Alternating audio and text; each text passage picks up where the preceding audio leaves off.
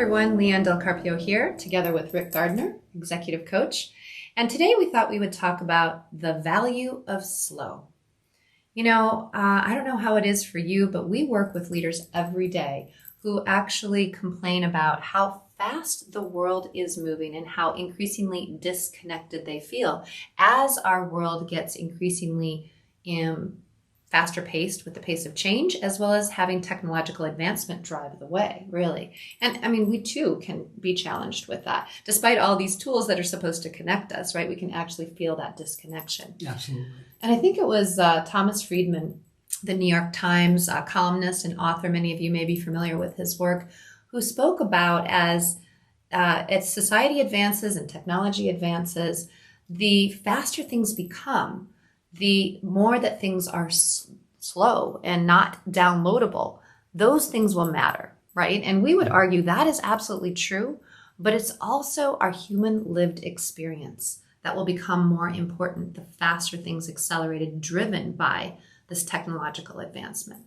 And, that is because also when we look at some of the advancements in artificial general intelligence as we catapult towards that, whenever that should ultimately happen, singularity, right, in the future or not too distant future, there's research that's shown that there are certain things that cannot yet be automated, like our human lived experience that generates ideation and innovation in ways that are only our own, right? As well as emotionally intelligent communication and this sense of truly what's possible when we connect with empathy and really human relatedness. And what we're noticing is in this time period, this impact of going too fast is that we can be losing perspective. We can be losing a sense of purpose and a sense of greater meaning and impact. And so what it causes us to pause and really think about is this impending crisis of meaning and impact and purpose, because ultimately we're at risk of losing ourselves or our humanity. And so thus the question becomes, how might we recover and reclaim what is ultimately our sense of deeply human lived experience, deeper purpose, meaning, and impact in our lives? Yeah, absolutely. Yeah. And we've talked about this in prior videos, is the need to slow down. Yeah. Because for all the years that we've been working with leaders, the world is very fast and it's getting faster. And so how do you equip leaders with the tools for them to be at their best? Yeah. And ironically, going slower and slowing down and sometimes full stop, the power of pausing and centering yourself is really what's needed. And so this is work we've done, for quite some time. And we would advocate that it's even more critical now because the world is continuing to accelerate. It's ever faster.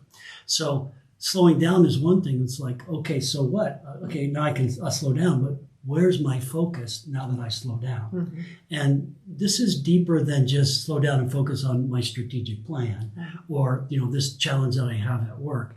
It's more within yourself, slowing down and rediscovering, that power that you have within yourself, your uniqueness, right? The bedrock of resourcefulness that you have and the center of possibilities that you can create for yourself and others as a result of that is where you need to focus your attention, right? Yeah. And this is what's special about you as a leader, you as a person. And so we are huge advocates of focusing our attention on that to make sure that you are centered and grounded as a leader so you can lead yourself first and help others lead as well. Absolutely. Right? Absolutely. And so even beyond that, we've talked a little bit about, the emotional intelligence piece of that. So, I'd love to hear from you around, that second aspect of, connecting in terms of your enhancing your emotional intelligence and how you do that for others as another piece. Yeah, if we think about the increased pace of technology, Rick, and we think about how we can uniquely bring impact and meaning as leaders, really getting to a level of mastery and nuance around emotional intelligence, both from a communication and a connection standpoint. It's no longer a nice to have or something that's just in the realm of those that want to reach the C-suite to really master this. This is something that's essential for a evolving paradigm of what it means to lead and gather followership and have expanding impact and influence and really make a meaningful difference in the lives of those around us. And particularly because this is a realm that is uniquely human.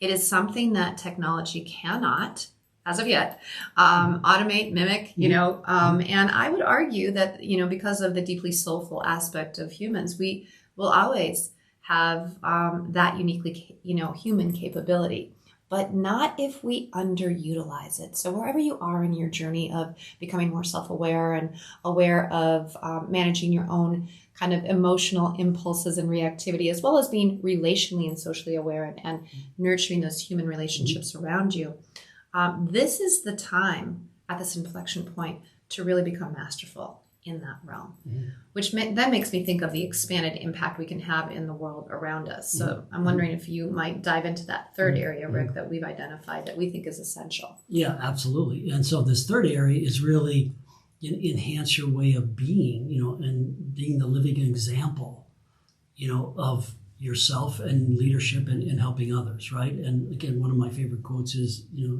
Mahatma Gandhi, be the change you want to see in the world.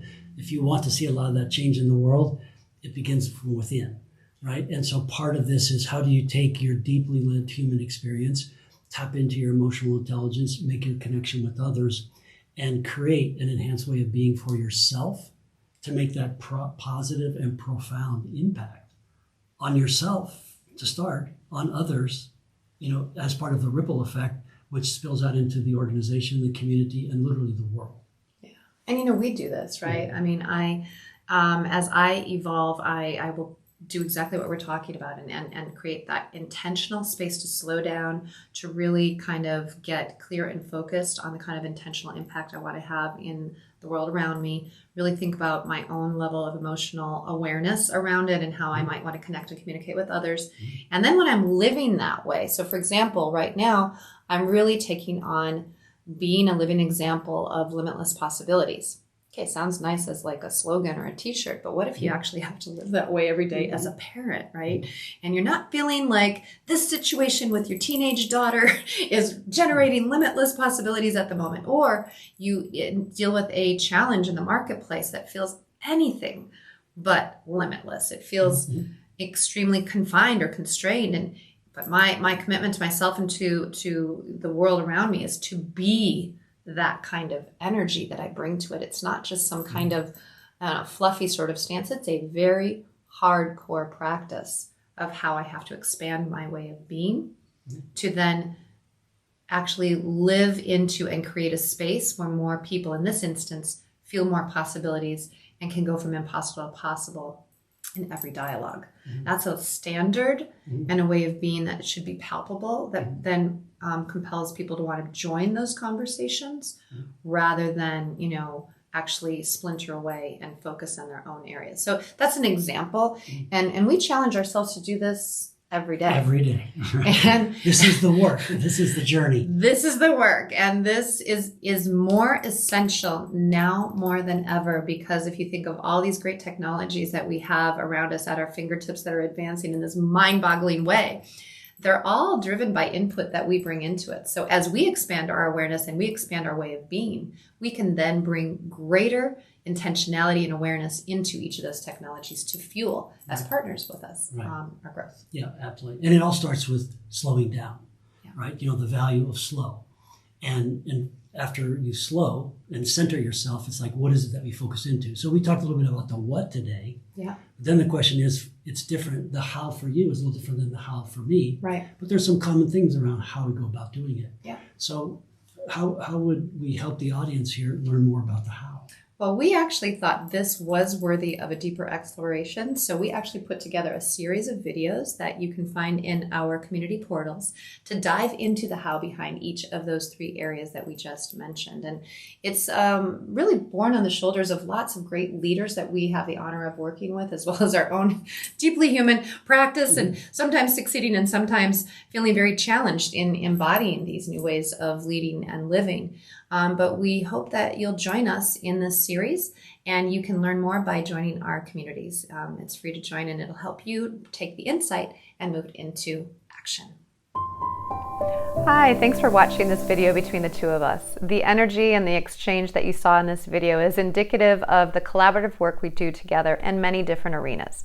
When we're not recording videos just like this, you can find us leading executive offsites, facilitating senior executive forums, or other leadership events, all designed to help raise consciousness, transform uncertainty, and help you step into your full potential.